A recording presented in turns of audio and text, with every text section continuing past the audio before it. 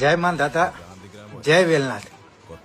દરેક મિત્રોને નમ્ર વિનંતી કે બને એટલો વિડીયો આગળ શેર કરો. હવે આજે ભરત ભમ્મર એટલે કે માયાભાઈ આહિરના દીકરા ભરત ભમ્મરે મારી ઉપર આઈજી કચેરી જઈ અને કેસ દાખલ કર્યો છે.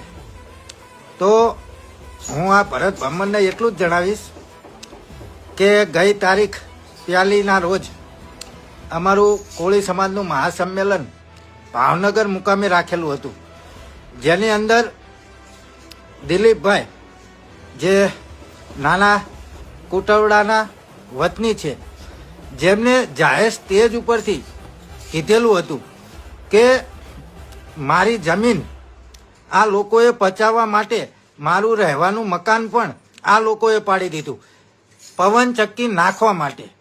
ત્યારબાદ મને